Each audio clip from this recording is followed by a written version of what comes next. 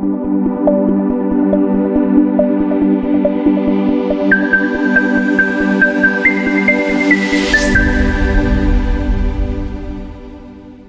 day I will die, hell will celebrate. Heaven too will celebrate. The joy of hell will be that finally one of our headache is out of the game. But before I die, I will replicate my kind many. I would waste upon your altar. I would waste following you. At the end, that's all the world would say of me. There's so many things to follow, but I live following you.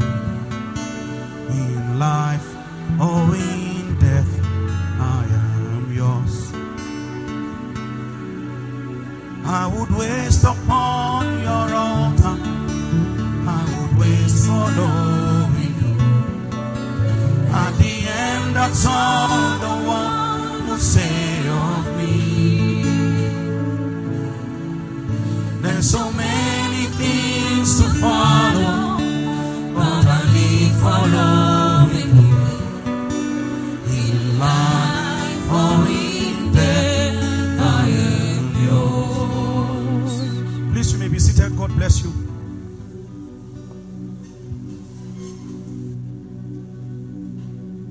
Man did not start in time. Man did not start in time. He started from eternity. And so he will return back to where he started from.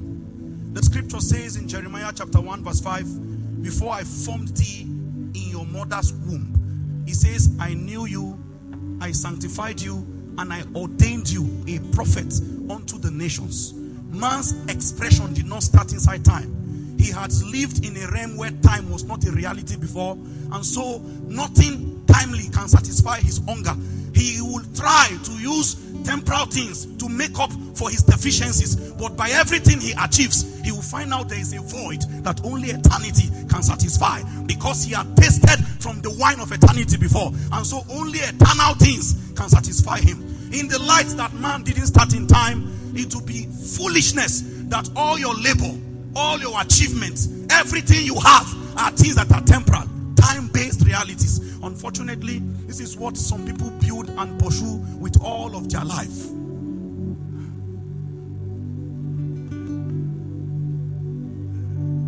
I'll tell you how we arrive time. We all arrive time naked. You didn't come with anything. You didn't come with a spoon. You didn't come with a cloth. You came naked. But in the design of the immortals, they did not intend that you will go back naked. Because I know that it is a general, talk. Everybody says naked we come, naked we go. You came naked because you have to come looking like your ancestor Adam, because a fall has regulated the breed. But you will not return the way you came. There are opportunities given to you in time. There are creatures waiting to have encounters with you in time to alter your nature, so that when you go back, he says, before you were formed, I knew you. I hope you know that there are people that will report in eternity, and the verdict will be, depart from me, I know you not. The one who said, I knew you before you came, you can return as a strange creature. They can't recognize the person that went again, because time has altered you. Whether you like it or not, time must change all of us. The only thing you can truly influence is whether you intentionally grew in the direction of light. And there is only one standard, is how much you look like Christ. It's Jesus that they measure every man with. Ecclesiastes chapter 10 verse 15, it says, the labor of the foolish wearieth them all, because they know not the way to the city. You can be very busy, yet the immortals don't know what you are spending your time doing. You can be so occupied complaining that there is no time, and yet there is no reference that any of the activity that you currently are so preoccupied by strikes in eternity. Our generation is deceived, and I continue to echo these things. There are things that don't matter that have become an emphasis for us. Many of us, you don't have any inheritance, no possession. You are going to a realm and you don't have anything there. Everything you have is here, and when you take your last breath, strangers will split it and they will carry it as their own. You don't have anything that can pass through the test of eternity. There are articles that can follow you into the world beyond. You can carry things from this side of the world and you can carry it. The custom officers of eternity will not categorize those things as contraband. One of it is souls. If you are here and there's no soul tied to you, nobody entered heaven because of you, no soul is on their way to the celestial city because of you, you don't have anything. Mind you, there was a very subtle warning Jesus gave. He says, store not your treasures in this world where moths and rots can eat it. He says, lay up treasures in heaven. Do you have any inheritance in heaven? Do you have any possession?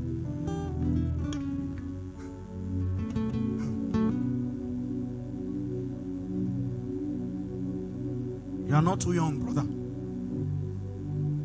I've held the hands of young men. Some of them requested that I come to the hospital.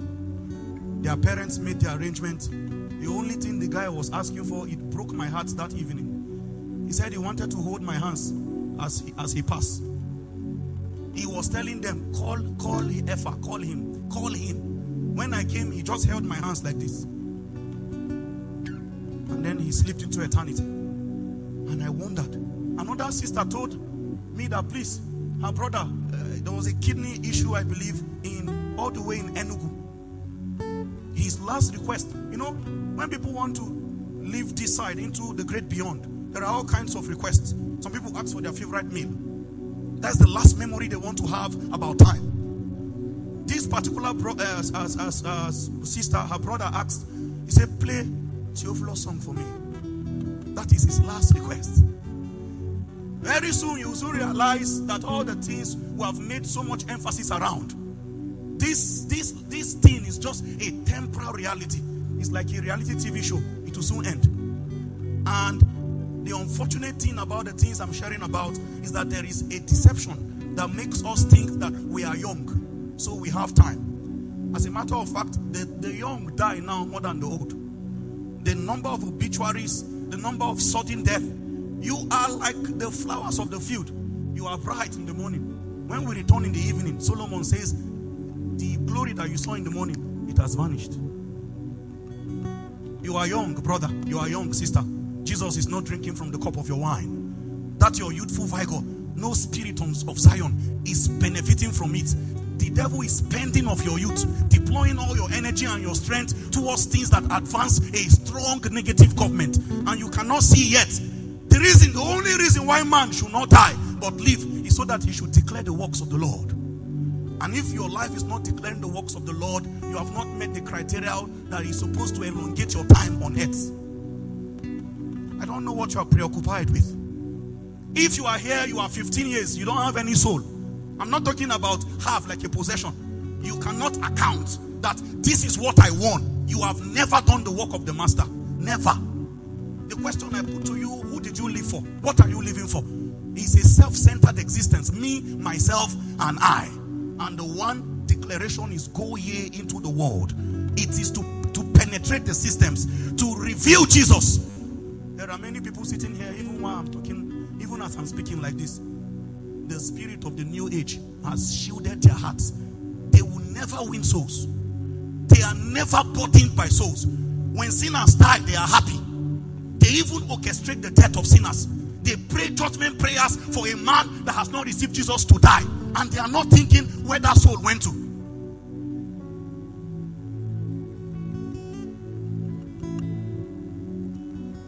One glorious morning by and by, the scale would fall before our eyes. You will now know the thing that really matter. Suddenly, if you have never won souls, you will realize the verdict of the immortals concerning you is that you are not wise.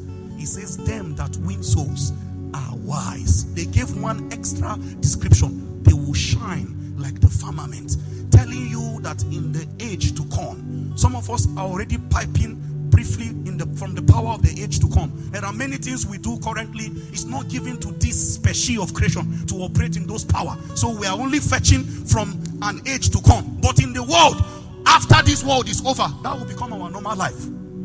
You will not need to raise a worship song to command that level of power. It will be your normal. In that age that is to come, a lot of us, we continue to assume, we continue to think that there is time. you will find out that men will not be the same in that age, because they say those who win souls will shine.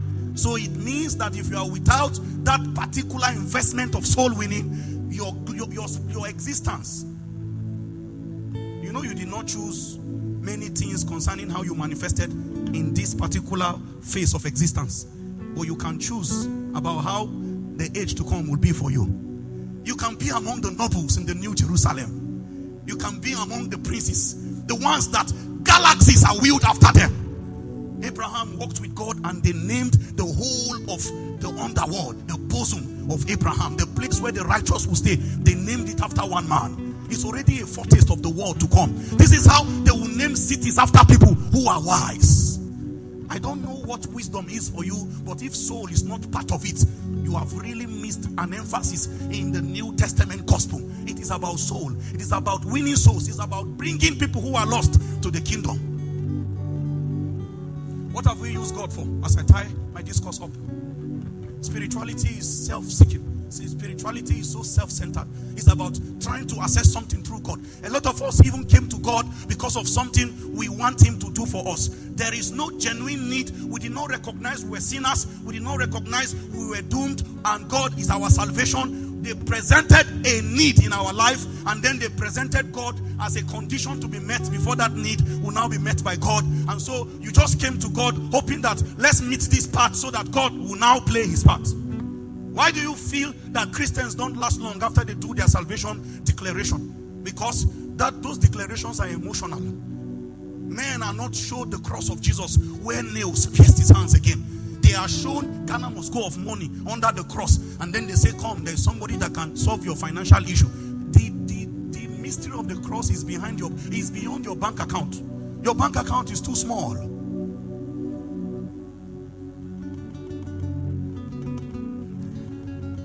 Oh, as I tie my discourse up, I want men to wait for me on the other side. I want many souls to be waiting. The day I will die, hell will celebrate. Heaven too will celebrate. The joy of hell will be that finally one of our headache is out of the game. But before I die, I will replicate my kind many. Because this is the instruction to all is to make disciples. To make disciples is to replicate the dimension of God that He has given to you as a trust. Throw it on others, so that while you are alive, you have replicated that same burden that they gave to you. You can see it littered across the landscape. There are many of us here, you think that the work of soul winning is the work of pastor. It is not. It is far from the truth. We have all been called to the ministry of reconciliation. Have you reconciled anybody back to God before? Have you become the middleman that brought somebody to God and say sorry for what he did? He now, you know how somebody can offend somebody and the person does not have the confidence to go and approach the person he has offended, and he will have to route through another person. That is the ministry they gave all Christians. They say help sinners come to God. And instead of becoming a channel to God, many of us have become the source of discouragement, the source of condemnation, and ultimately even the source of sin for many people. Tonight, my voice is an eternal remembrance. I hope that the burden of eternity will rest upon many people's hearts. I hope things that don't have eternal value will vanish before your eyes. Oh, all the things that currently look important, if they don't have a root in eternity, it will fade very soon. You see that your house, back? A man built a house and used concrete to crest his name on top of the house. It's not long ago, it's just after 10 years. The erosive effect of rain on the name has removed one of the letter. So instead of Obina, what you see is Bina. Time has said, oh God, you can't build legacy here. Your dynasty must be eternal. Only spirits can give you reward. Mind you, the books will be open for all. I don't know what they will read concerning you. In case you are here, you are above 15, I am telling you by God, if you don't have a soul, this, I'm not talking about whether you are going out. If there is nobody that you have witnessed to intelligently. Someone shared with us in a training, a couple of days back, A man was on one soul for 4 years. One soul. Following him up gradually. For 4 years. This is the sent mentality. You know you are on an assignment. You know life is not for pleasure. This is warfare. It's about colonizing a kingdom that is here on earth. He says, thy kingdom come, thy will be done on earth as it is in heaven. Everything you own, they will share it. Strangers will share it one day. You will leave this body and you will turn back and see people who love you, people who don't love you. They will gather, they will pretend like they are crying. After 2 days, they will turn your burial into a feast. Then they will just turn it to an endless eating spree. Your picture in the parlor. If they pity you much, it will last only 2 years in the parlor. Then during cleaning one Saturday, they will put it under one carton. Your legacy is being lost gradually in time. Woe betide you if you don't have any remembrance in eternity. You have been lost both in time and in eternity. Somebody took a very deep carving and carved it on a tombstone. Here lies blah blah blah. And after a couple of years, his family came around the city. They said, let them go and check. And you know, the effect of wind and water had blotted out some of the write-up. Some people came and dug another grave, and in the process of digging it, they just destroyed the work there. And your own family does not even know where they placed you. Mind you, we will all now meet in eternity. And it is only there that the books will now be open. In case you are here and you are living a double standard life, you know, pretending, have a form of godliness, all your garments are celestial, but your life is not in tandem with the demand of God. You are not hiding from anybody. Because at the end of the day, they will open the books and they will open it in the presence of small and great. Your usher, they will be there. In case you are here, you may continue in sin, and the way the thief visits, he visits when you are unawares. And so when the thief comes and then they cut you off unprepared, you will end up in a place where you will not be able to gist. I don't think, in my wildest imagination, I don't think two people can gist in hell. I don't think you can say, bros, you two, you come here. But there is recognition in hell. You can know when you see a familiar face. May you not be seen, and may nobody see you. You can sight somebody. You can stay in hell and see all the different people that you knew in television. And those in one Sunday. It's been a while you heard about hell, right? It's real. People are pouring into it day by day. The road is still very broad. No matter how much Satan wants to shut the mouth and make sure that eternal reality is not an emphasis on the holy altar, there is nothing more important to man. He says, fear God and keep his commandment. This is the whole duty of man. Wherever you are, can you bow your head in 1 minute? I will not give you a prayer point. A burden must have been quickened in your heart. I pray that you can articulate those burdens and turn them into a prayer as you ask the Lord to put upon you the zeal for souls.